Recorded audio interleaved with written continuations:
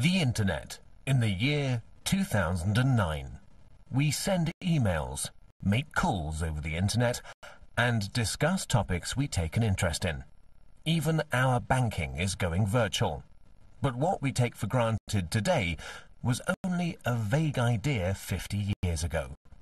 In order to understand how we got this far, let's go back to 1957, when everything began. Before 1957, computers only worked on one task at a time. This is called batch processing. Of course, this was quite ineffective. With computers getting bigger and bigger, they had to be stored in special cooled rooms. But then the developers couldn't work directly on the computers anymore. Specialists had to be called in to connect them. Programming at that time meant a lot of manual work, and the indirect connection to the computers led to a lot of bugs, wasting time and fraying the developers' nerves. The year 1957 marked a big change. A remote connection had to be installed so that the developers could work directly on the computers. At the same time, the idea of time-sharing came up.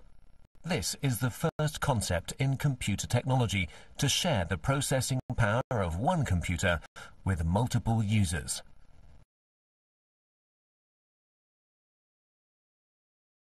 On October 4th in 1957, during the Cold War, the first unmanned satellite Sputnik 1 was sent into orbit by the Soviet Union. The fear of a missile gap emerged. In order to secure America's lead in technology, the US founded the Defense Advanced Research Project Agency in February 1958. At that time, knowledge was only transferred by people. The DARPA planned a large-scale computer network in order to accelerate knowledge transfer and avoid the doubling up of already existing research. This network would become the ARPANET. Furthermore, 3 other concepts were to be developed which are fundamental for the history of the Internet. The concept of a military network by the RAND Corporation in America. The commercial network of the National Physical Laboratory in England. And the scientific network Cyclades in France.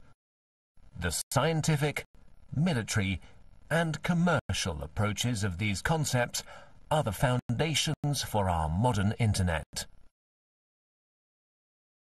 Let's begin with the ARPANET, the most familiar of these networks. Its development began in 1966. Universities were generally quite cautious about sharing their computers. Therefore, small computers were put in front of the mainframe.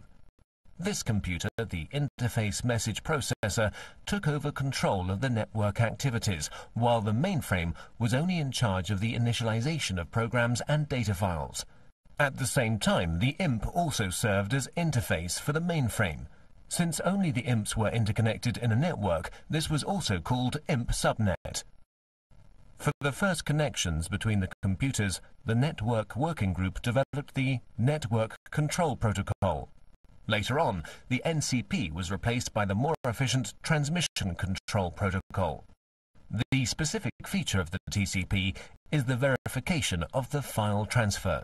Let's take a short detour to England. Since the NPL network was designed on a commercial basis, a lot of users and file transfer were expected. In order to avoid congestion of the lines, the sent files were divided into smaller packets, which were put together again at the receiver. Packet switching was born.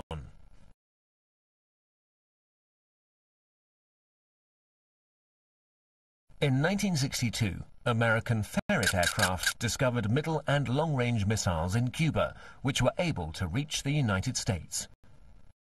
This stoked fear of an atomic conflict.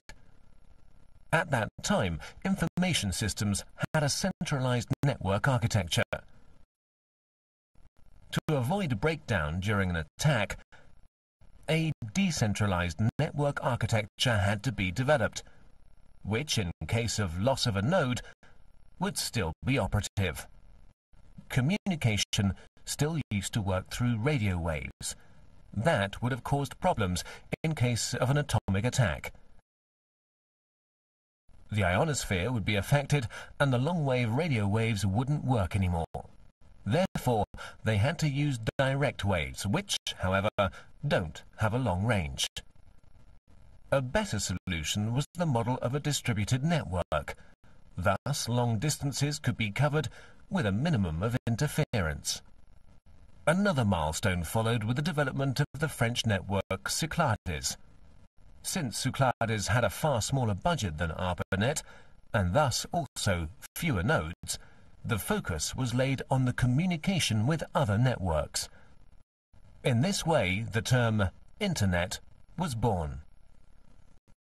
Moreover, Cyclades' concept went further than ARPA's and the MPLs. During communication between sender and receiver, the computers were not to intervene anymore, but simply serve as a transfer node. Cyclades' protocol went through all machines using a physical layer that was implemented into the hardware, providing a direct connection with the receiver, an end-to-end structure. Inspired by the Cyclades network and driven by the incompatibility between the networks, their connection gained in importance everywhere. The phone companies developed the X.25 protocol, which enabled communication through their servers, in exchange for a monthly basic charge, of course. DARPA's transmission control protocol was to connect the computers through gateways. And the International Organization for Standardization designed the OSI reference model. The innovation of OSI was the attempt to standardize the network from its ends, and the channel's division into separate layers.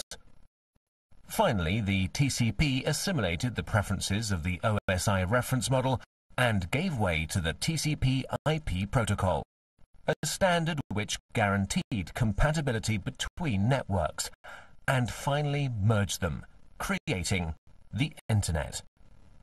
By February the 28th, 1990, the ARPANET hardware was removed, but the Internet was up and running.